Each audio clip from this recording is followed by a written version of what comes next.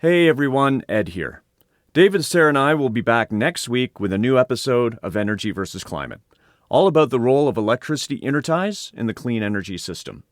Our guest will be entrepreneur and infrastructure developer Michael Skelly.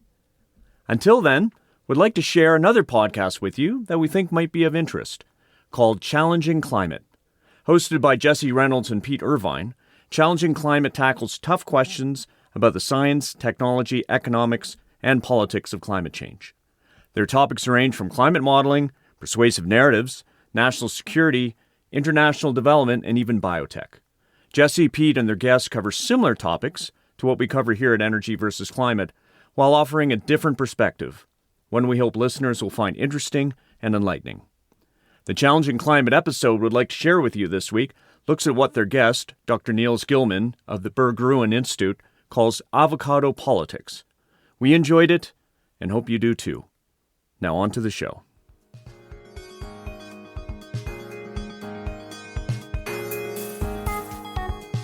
Welcome to Challenging Climate, a podcast where we discuss the science, technology, and politics of climate change. I'm Jesse Reynolds, an environmental policy expert. And I'm Pete Irvine, a climate scientist. Each episode will bring on a guest with a unique perspective and deep expertise on climate change and put challenging questions to them. In this episode, we spoke with Nils Gilman, who is a bit hard to describe. He has a degree in history. I think how he operates is a bit closer to political science. He's worked within academia, but has spent much of his, if not most of his professional career outside of academia at think tanks and consultancies. So he brings a bit of a fresh perspective onto climate change politics. And in this episode, we dive into how those who are concerned about climate change have tried to link it as an issue, other areas to other constituencies with mixed results. And I think the lessons to take away from these stories are highly important. Yeah, I first came across Nils reading the article we talk about or in half the podcast, which is his avocado politics, which is a really eye-opening and quite shocking article that basically makes the argument that we might hope that by becoming aware of climate change, people will adopt progressive climate policies. But there's every reason to fear that the right wing, the far right, might have a very different response to the climate catastrophe, climate emergency than the left. And I think, there's this fresh thinking, pragmatic thinking, experience from a wide range of worlds coming at the problem. I think that all comes across in this recording and great conversation. And in the second half of the episode, we steer the conversation towards another recent publication of Nils on the relationship between climate change and security, which perhaps not as simple as some observers claim it to be, and certainly the politics as it is played out in reality and how the military, or at least the U.S. military, has and has not taken on climate policies is revealing. So without further delay, we bring you our conversation with Nils Gilman.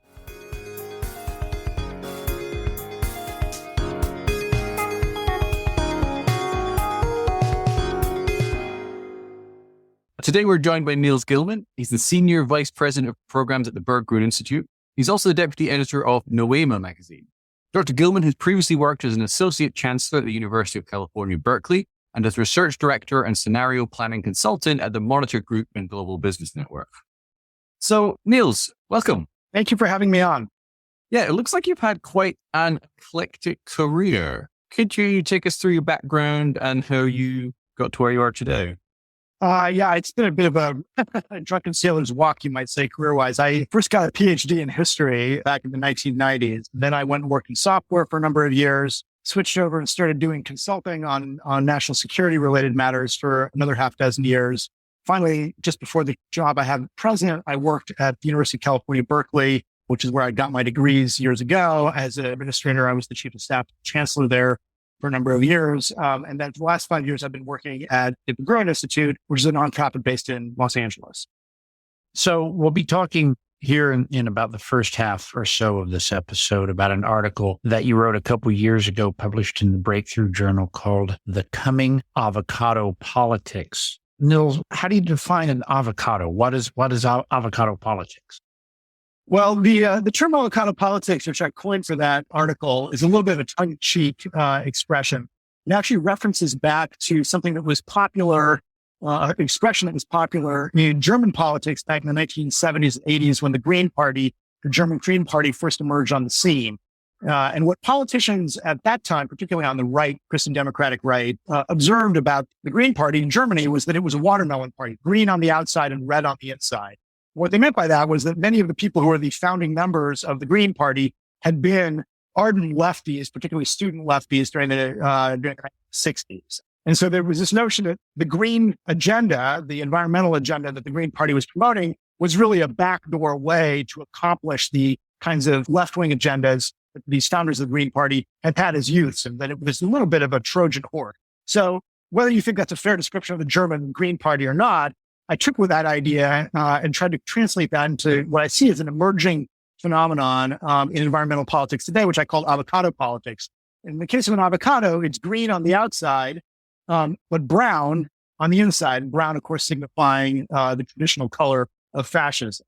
And what I was trying to refer to there is while environmental politics for the last generation or two in the West anyways, has been largely associated with other kinds of left politics, there is this other strain of environmental politics, which actually has a long tradition. And part of what I tried to do in the article is explain that intellectual and political tradition. There is another strain of environmental politics, which takes a very different stance than the kind of mainstream and dominant environmental politics that we see in most Western countries today, which tend to be sort of left aligned. And in fact, there is another version of environmentalism, which can take more right wing and in some cases, even quite fascistic approach. So that's really what the term was meant to indicate. What are some of those historical examples that you referenced in your article? Could you highlight a couple that might be more relevant to today's conversation of past environmentalists or environmental that has been tinged with ethno-nationalism? Well, in the article, I try to lay out an intellectual history that's really unfolds on both sides of the Atlantic, starting in the late 19th century and running up into the 1990s. What you see in the first glimmerings of what we would now say the environmental movement in the United States in particular is a tendency to want to preserve or conserve conservationism as it was described by Gifford Pinchot and Teddy Roosevelt and other early environmentalists in the United States, political environmentalists in the United States. They wanted to conserve natural resources. And who did they want to conserve those natural resources for? They wanted to conserve those for primarily Euro-American population. And there have been justifications that go back all the way to that time to put pressure on non-Euro-American populations to exclude them from the benefit of the environmental movement. And one of the classic examples of that was the way in which the threat of what nowadays gets sometimes called the Great Replacement Theory. There's echoes of that go back to the 1920s in the United States, where famously the 1924 Immigration Act, which shut the door on Eastern and Southern European immigrants and basically, locked into place a white Anglo-Saxon majority in the United States for the next 40 years. One of the ways in which that was justified was that all this flood of Eastern and Southern Europeans was going to overwhelm the then demographic majority of Northwestern Europeans that were then dominant in the United States as population demographics. This was justified in part precisely on environmental grounds. We only have a limited amount of resources in this country. We have to keep them for the right kinds of people. That venerable tradition goes back over 100 years in the United States. More recently, during the 1960s and 70s, there was another version of this that emerged out of kind of a neo-Malthusian fear. So you'll remember that in the late 1960s, Paul Ehrlich publishes a famous book, Population Bomb, where they predict, on the basis of sort of continuing population trends, that we were seeing global population increase by over 2% a year. And most of that population growth was happening in the global south. And there were great fears that were promoted, including by organizations that we don't think of as have kinds of associations today, like the Sierra Club, of a desire to stop immigration on the one hand, and to try to do things to repress the surging populations in the south, specifically on environmental grounds. And the only way we could sustain the environment of the planet was by having what were then called family planning programs in the global south, and to stop immigration to the global north, because immigration to the global north would take poor people from the global south and turn them into rich consumers in the global north. And this would actually be very bad for environmental purposes. These strains within the environmental movement and within the Sierra Club specifically were not purged until the 1990s, actually. So this is not ancient history. This is within living memory and in fact, institutional continuity of people in these organizations. And of course, then more recently, we've seen the rise of justifications for really terrible atrocities, like things like, most recently the Uvalde shooter, but also the Waco shooter, Christchurch shooter, and a number of other shooters who have gone into non-white communities and shot them up on the grounds that the great placement means that they're going to take away environmental resources from white people. And those environmental resources need to be preserved for the white Anglo-Saxon race. And that this is a different kind of response to the environmental and resource crises that we're experiencing because of global modernity and fossil capitalism and so on. In your article, you describe avocado politics as a dormant or a latent movement, that it is in the shadows, it's in the background, and it is something that could and perhaps is waking up and manifesting. Besides the radicals who resort to violence, are there ways that avocado politics are manifesting in more traditional electoral or grassroots political contexts around the world? Yeah, great question. So I would answer this in two different. First is to sort of look historically at conservative and particularly far-right parties in the West and in Western democracies. And what's been their attitude, in particular towards climate change? The basic stance has been to either deny that climate change is happening altogether or to minimize the impact of climate change. So the standard issue, bog standard conservative position on climate change would either it wasn't happening or that it wasn't anthropogenic or that it didn't matter very much, or perhaps that there were other bigger fish to fry that were more important to take care of. So in other words, climate and environmental issues were sort of off the radar and were downplayed by most mainstream right-wing parties historically over the last generation. The reality of climate change in particular is becoming more and more obvious. It's becoming an undeniable fact of life. It's gone from being something that was a theory that was created by, supercomputers doing projections of sensor data that was very technical. And then you had to decide whether you trusted the scientists who were putting together these simulations that were projecting where climate change was going. If you didn't buy that, you couldn't really look out the door and see that climate change was happening. But with every passing year, it becomes more and more obvious at an experiential level to people that climate change is a reality. So the possibility of maintaining a denialist or a minimizing position is becoming less and less politically tenable for the political right anywhere in the world, or for any political party for that matter. It's becoming something that anybody can observe with their own two eyes. It's not something where you have to believe a bunch of scientists and their simulations in order to believe. So the possibility of denialist politics seemed to me to be receding. The question is, what are right-wingers going to do? And the notion has been all along on the left, I think, that if we could just convince the right that climate change was happening, then they would automatically end up being willing to sign up for the policies that we on the left believe are the natural response to climate change. So they would embrace a Green New Deal, for example. I think the reason I wanted to excavate this history is I wanted to show that actually one could have a very realistic understanding of limited resources and the threat of climate change and come to very, very different policy conclusions that would be much more aligned with the kinds of priors that exist on the right, and particularly the far right, than that exist on the left. That, in other words, just because you accept climate change as a scientific fact doesn't follow directly that on a normative basis, you're going to embrace left-wing politics, that you might still find a way to use that to justify existing right-wing politics, whether that's anti-immigration politics, whether that's anti-developmental politics, or whether that's other forms of attempts to maintain differentiated life outcomes for people with currently high status, for people who have less status. So it doesn't necessarily point, just because one accepts climate change as a scientific fact, towards an embrace of the kind of social justice agenda that the left otherwise believes is the natural accompaniment of a realistic understanding of the scientific challenge of climate change. When we think about the right, to what extent is this early rise of a connection between anti-immigrant nationalist sentiment and environmentalism a manifestation of ideas being connected on the right in new ways versus changes in relative status and power of groups within what we call the right? I mean, of course, the right's very diverse, just like the left is very diverse. And my sense is I'm overall quite sympathetic with the argument you're sketching. Where I might differ a bit from what you said, and maybe this is just a matter of emphasis, is what I see going on the right over the last 30 some years is that the resistance to environmental policies and climate change in particular has come from the pro-business libertarian wing of the right. The conservatism of Reagan, let's say, and the first George Bush president.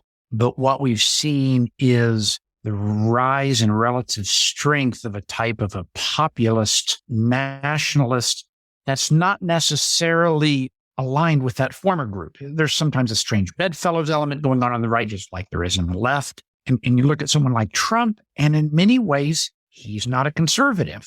And in many ways, he's not a right winger, certainly not in the traditional sense. He's sort of a populist more than anything else. Are these glimmers of avocado politics that are perhaps waking from their dormancy a manifestation of the rise of a type of a connection of people and protecting the people and protecting the planet at the same time within conservative circles or the right circles?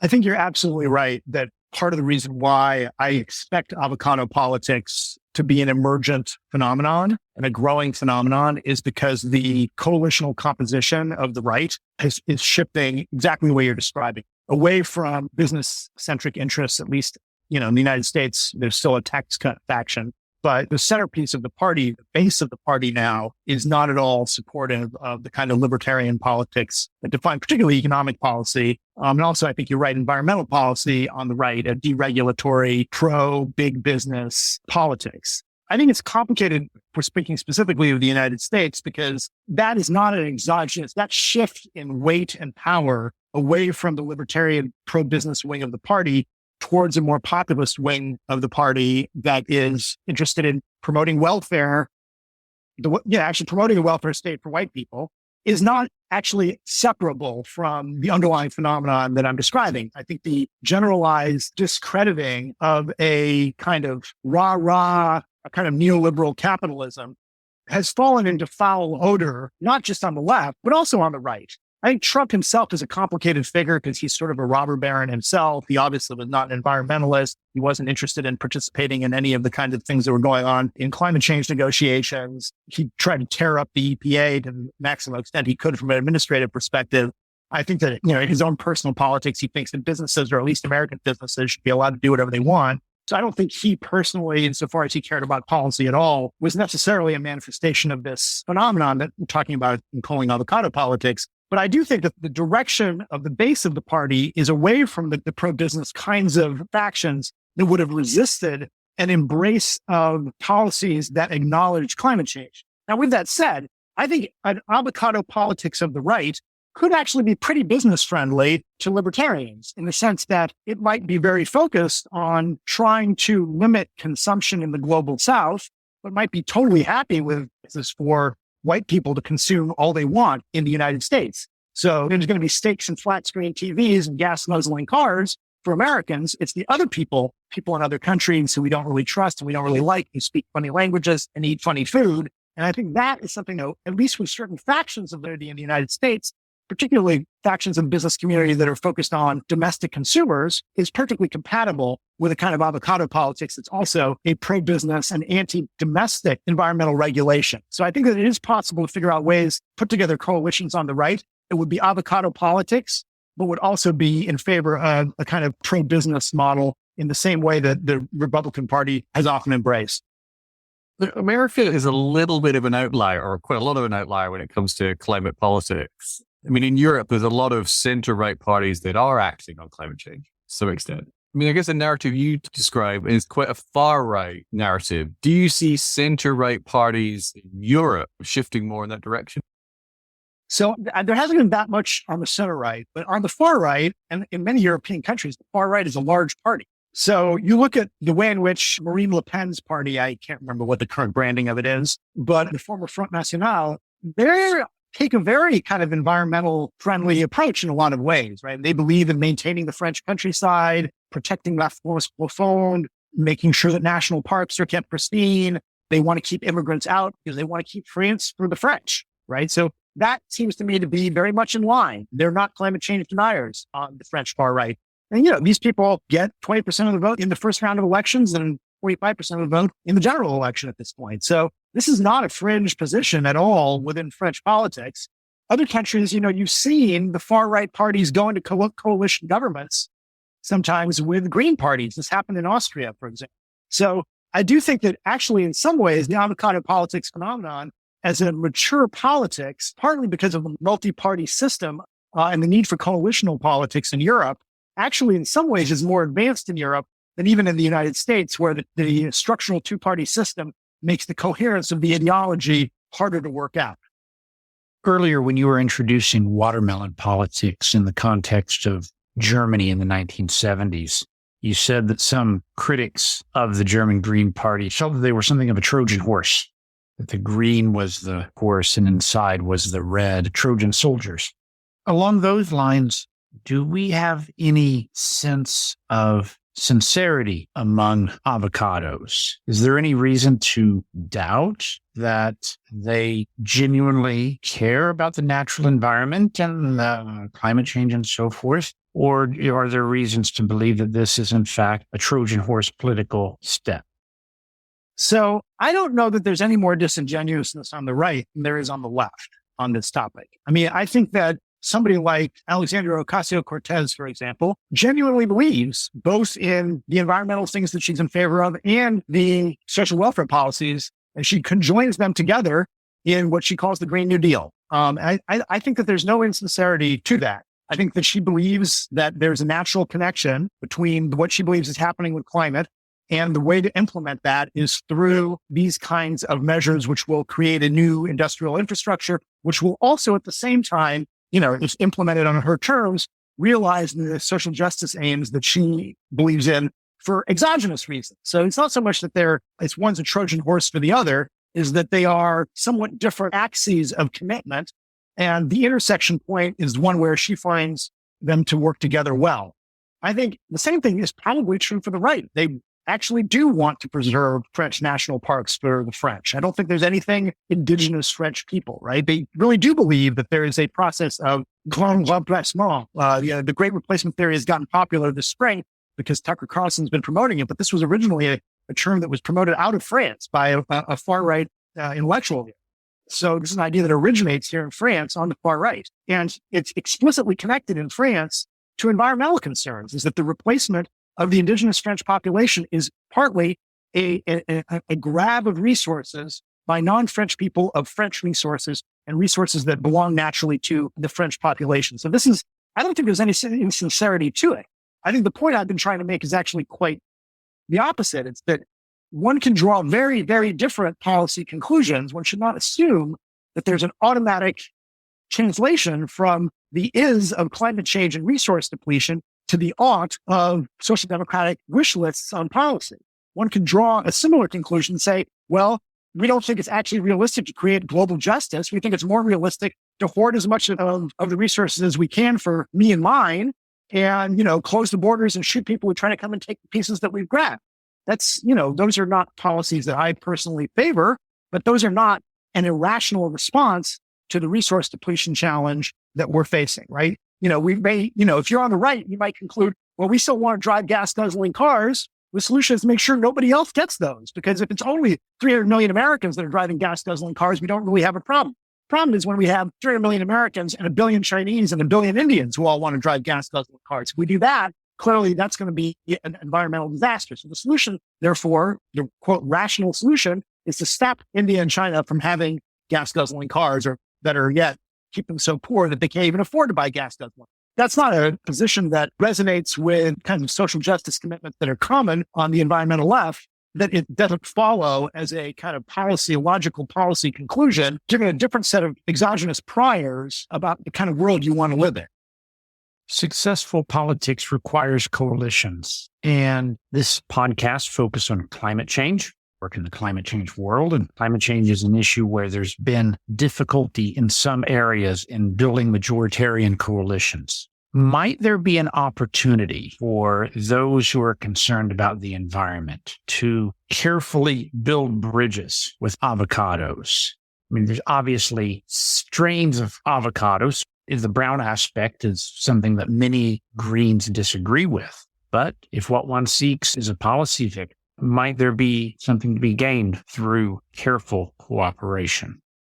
So I think the answer is probably yes, but not through engagement with the ideologists avocado politics, but rather by figuring out how to engage the rank and file, who usually not that ideological, but they listen to something that somebody on the avocado politics right says, and they say, well, climate change is happening, and therefore you need to do X. I think it's possible if you can get people to agree on the premise that climate change is something we have to do something about, that you then can have perhaps a more reasoned conversation with people about, well, which of these two policy directions do we want to go? Schematically, do we want to go towards avocado politics or do we want to go towards watermelon? And there may be a lot of people who actually, because they're not that firm in their minds about which direction they want to go, who are persuadable from one to the other. And I think, for example, the estimates are that there's 10 million people who voted for Obama in 2012 and turned around and voted for Trump in 2016, right? And all these politicians and political analysts have said, well, how can that be? How can you be the kind of person who would vote for Obama, and then turn around and 4 years later vote for Trump?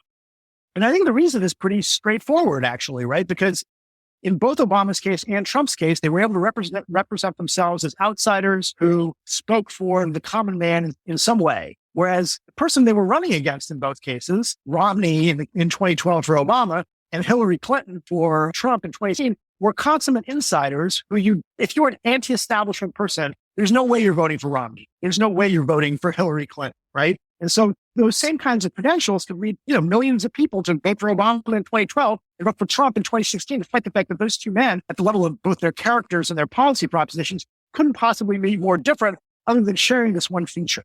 So I think from that perspective, I think if avocado politics starts to grow, this might be a place where there could be inroads for politicians on the environmental left to potentially make appeals, assuming that they can figure out that they get people to agree about the priors rather than getting people to agree about the policy predicates. So I do think it opens up opportunities for new kinds of coalitions. And I think this is exactly what we've seen, particularly in the case of Austria, where the far right and the Greens went into coalition with one another because they had certain shared agendas in common. And they were able to agree on a small number of things. And the coalition didn't last for very long, but they were able, at least in theory, to squint hard and see how they might be able to work together on a tactical basis. So I do think that there will be new kinds of opportunities, but I think it's more about appeals to rank and file. What you say there relates to the first of two pieces of advice that close your article on avocado politics that we'll, of course, link to in the show notes. That first piece of advice is something you mentioned earlier, that we shouldn't assume that convincing the right of the reality of anthropogenic climate change is likely to make the right embrace the preferred policies of climate progressives. But you give a second piece of advice that I'd like to be sure and bring up, and that's around the rhetoric of catastrophe in environmentalism. How does that relate to the potential rise in the risks of avocados? Right. So that's a good question. And this piece began as a kind of internal debate among a bunch of us at the Growing Institute. As we were about to launch this new magazine, Noema, we have a section of the magazine that focuses on environmental issues. And the question is a website design question. What were we going to call that section? And some people on the team that wanted to call it the environmental emergency or the global climate emergency. And I pushed back really hard on that. And I really didn't like that as a term. And part of that was because there's a lot of evidence that emergency framing and skies falling rhetoric does not lead to, either in one's personal life or in political life, to dispassionate, careful decision-making. It leads to panicked decision-making. And it leads to decision-making, which is like, this really is an emergency. And we really only have, as Greta Thunberg says, 8 more years or the sky falls. Well, if the sky's going to fall in 8 years, if we don't do something radical, and she's been saying this for 4 years, it was 12 years when she started saying it, supposedly we've only got 8 years left, it starts to give warrant to really dramatic interventions that are likely to be anti-democratic. Democratic politics is slow, boring, and it's not something that one gets instant results on. And if one believes in democracy at all, and I do, then emergency framings are generally not a good one for one to pursue. Now, the right, I think, traditionally is much less interested in democracy as a kind of political process and willing to embrace authoritarian or worse kinds of solutions quite naturally. So I think emergency framings ultimately favor the political right far more than the political left. So it's because of my own commitments as a moderate lefty, I suppose, that I prefer not to choose those kinds of emergency framings, because I think if it's an emergency and somebody who doesn't know whether they want to go towards more Green New Deal direction or more avocado politics direction, and they hear emergency framings, then things that the avocado politicians are promoting start to seem more appealing than you think of Green New Deal people are proposing. And I'll just be realistic. What do you think is easier as a policy to set up right away, especially using the executive power of the president? The border patrol is going to shoot all the brown people coming across the border? Pretty easy to do, as we saw, right, in the last presidency. Or a wholesale reimagining of the entire global capitalist process. Regardless of where you fall on whether you think that's a good idea or not, even the most optimistic person is going to have to admit that seems like a little bit of a harder thing to accomplish than just shooting brown people at the border. And I think emergency framings make people get impatient, make people say, okay, I got to do something right now. The house is burning. I'm not going to wait around and engage in slow, boring niceties. And so I really feel like emergency framings, really on any topic, but especially on the environmental one, favors the right over the left. Speaking of shooting, your next thing I wanted to talk about was your recent one in the Breakthrough Journal, The Guns of Warming, where you reflect on your years working on climate change and security. So just want to start off, what are the links between climate change and security? So there's a number of them, right? It was about, maybe it's 20 years ago at this point, when environmentalists and scientists first sort of became aware of climate change as a phenomenon. And warnings have been being sounded now for 40 years, really. Since the 1980s is when first congressional testimony that warned that increasing carbon levels in the atmosphere were likely to lead to global warming and perhaps catastrophic results. So this has been news for a long time. The approach that was initially to treat it as a matter of protecting the environment itself. And sometimes there were questions of what the implications would be for the human population that was affected by these things. And so things initially came up around human well-being. And those things were really where the dominant part of the conversation about what the implications of climate change were.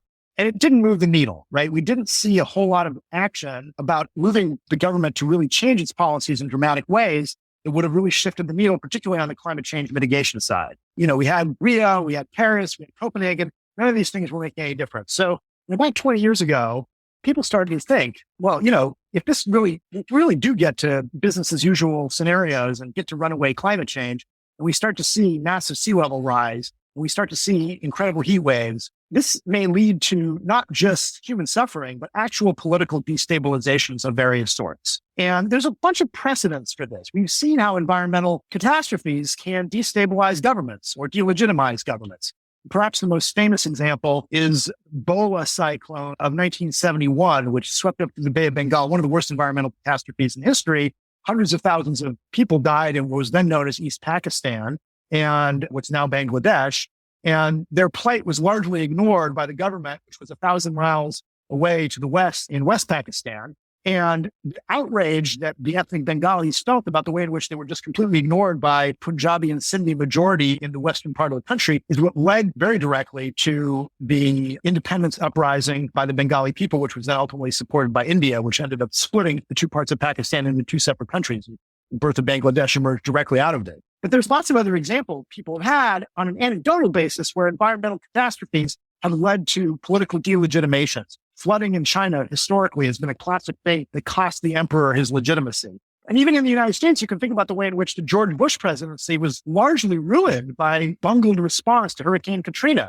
And, those scenes of horror that we all saw there in 2005 just seem to compound and underline the general incompetence of the Bush administration, which had been manifest already in Iraq and Afghanistan, arguably. But once it came home to roost in, those horrible scenes from the Superdome in New Orleans, it really drove home the fact that these people, and he's patting the FEMA director on the back and saying, heck of a job, Brownie. This was just a vision of a government that was out of touch with the primary way in which environmental concerns were destroying the lives of thousands of American citizens. And the George Bush presidency, in my opinion, never really recovered from that blow in terms of its prestige. And you can sort of see it in terms of the approval ratings. So there's a lot of precedents for why governments and politics can be destabilized. And obviously, as these environmental effects intensify as a result of climate change, that could lead to other kinds of destabilizations as well. And so what began about 20 years ago was a process of securitization of discussions where people started talking about this, quote, security implication of climate change and the way in which security itself needed to be rethought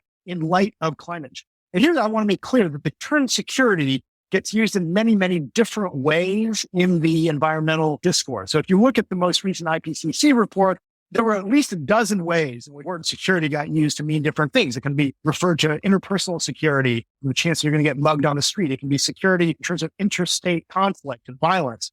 It can be security in terms of your access to water security or food security or income security. This is the sense in which we mean when we talk about social security as an institution in the United States. So security means a whole bunch of different things.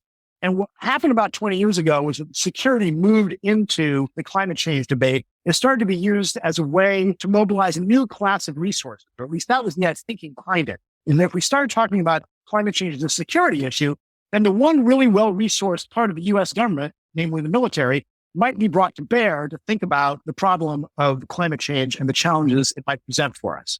So at that point, and this is in the mid and late aughts, a minor industry began to emerge that was writing for people inside the U.S. federal government. And I should say here, I participated in this. I wrote a bunch of reports of exactly this sort, where we tried to imagine and anticipate what are ways in which environmental destabilizations could lead to things the Pentagon would have to deal with.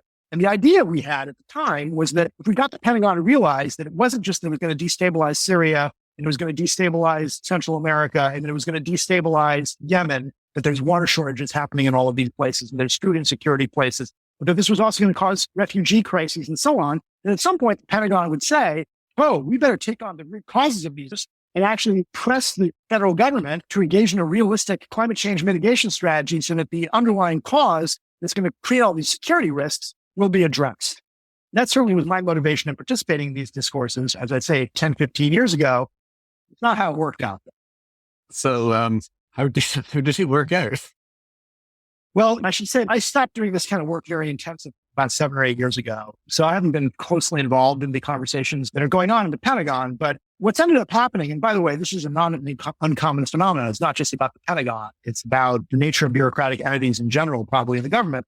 Instead of deciding to take on a whole new approach to attacking the root cause of climate change, which is carbon emissions, they just used the rising threats and the threat multiplier. That was the term of art that became very common. The threat multiplier that climate change introduced as an excuse to ask for more resources to do the things they'd already been doing.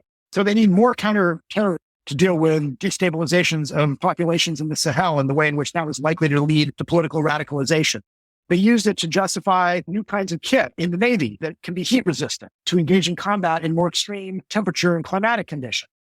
They used it to justify new kinds of investments in thinking about what the strategic implications of the reopening of the Arctic to shipping would look like. So they didn't actually take on the underlying root causes of climate change. They just used the fact that climate change is happening to demand even more resources for the things they were already doing.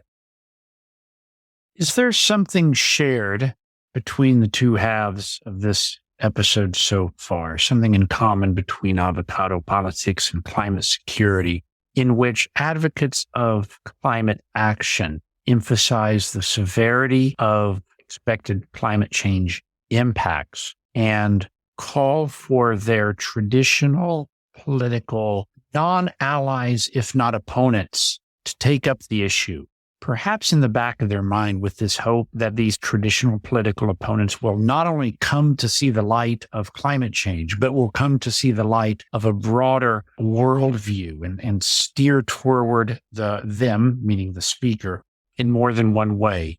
And then lo and behold, it doesn't work out. And the recipient of that message takes the issue, climate change, and puts it into their own box, in which ethno-nationalists put it into the box of, or the right wing puts it into the box of ethno-nationalism and says, sure, we're just going to close up our borders. And the military-industrial complex puts it in their box of, oh, well, we need more gear to adapt a world that is indeed changing. It's not that we're going to cut emissions and suddenly become the Green Army.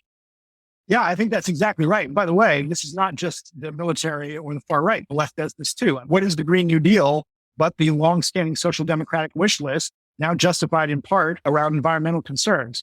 I think this is exactly correct. And that's because of the peculiar nature of climate change in particular. A resource depletion maybe is a little bit different, but has similar characteristics. I used to like to use this phrase. It's a little bit of a dank meme, you might say, but there used to be this ad that the German chemical company BASF ran in the late 1990s that said, we don't make the products you use, we make the products you use better. And I've always thought climate change is being the exact inverse. Climate change doesn't make the problems you have, it makes the problems you already have worse. So which countries are going to be particularly bad at adapting to climate change? It's probably actually not the Netherlands, even though it's right at sea level. They're going to figure out what to do because they've got a high capacity government and a high trust society. Whereas a country that's racked with problems already and has a government that's not competent is going to be way less capable of being able to deal with these things. And in fact, the government will become even less capable as a result of the pressures that climate change is putting on them. So because climate change doesn't make the problems you have, it makes the problems you already have worse. When people invoke climate change, they just use it to justify taking on the problems that they already wanted you to take on in their own politics a priori. And I think this is true across the board. People are using climate change not to change their priorities, but to re-justify the priorities they already have. And actually, I think that's a test of whether you're serious about climate change, is whether you think this, if you really think this is an existential threat to civilization, as I do, which of the priorities are you willing to give up in order to take on this thing? Like your preciously held priorities. If you're on the left, are you willing to give up the dream of global justice in order to prevent the planet from burning down?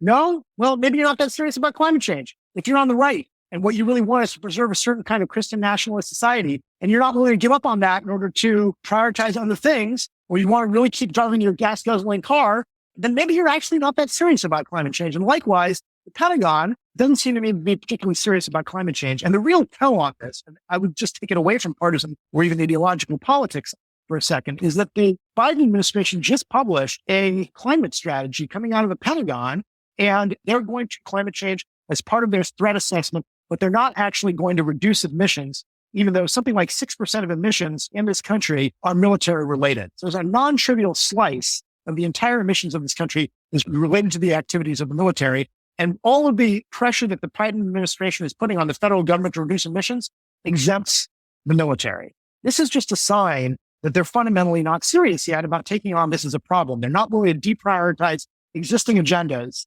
in order to prioritize this one. So I think this is a litmus test you can apply to every single person, regardless of their politics. It's, are you willing to give up something precious to you in order to choice rank climate change mitigation or adaptation as a higher priority than your existing political wish list? Yeah, I guess when I saw that litmus test, I thought I sort of read it as rhetorical. I presumed the answer was going to be no. But I guess I think something in this area, though, is it seems that most won't give up their core priorities to address climate change, but they will change peripheral priorities. What are some areas that you think might be cut or might be affected in that way as the seriousness of climate change goes up the political agenda? That's a very good question. So I think that there are some things that people may be willing to do in the United States. Things like managed retreat or planned retreat from coastal areas, particularly in the face of rising seawaters. This was something that 10 years ago was very much outside the Overton window of this whole political things. And it's now something that people are willing to discuss, but it's already happening in some places. So after certain kinds of flooding events happen, the government is not willing to fund the rebuilding of those spaces. They're asking communities, sometimes even preemptively, to move away from floodplains and indefensible zones that are becoming even more indefensible from floods because of rising seawaters or changing precipitation patterns. So I do think that that's the kind of thing that is changing, and people are willing to countenance those things.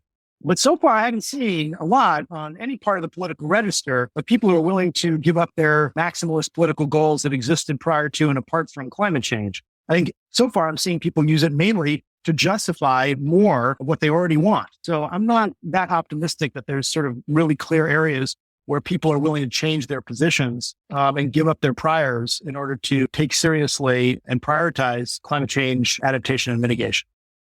One area that I thought after sort of reading your two articles there was development aid, international development aid. I mean, it's not an area I know particularly well, but if one of the priorities of development aid is to promote economic growth in the developing world, that seems that it might be eaten away at from both sides. If there's a growing right-wing concern about climate change, it might divert some of that money to security and preventing migration. And I think there's already moves, again, I don't know this too well, on the left or the progressive climate side to not fund any more fossil fuel development, which would be greener, but might hamper economic development. Is that a reasonable thing to worry about?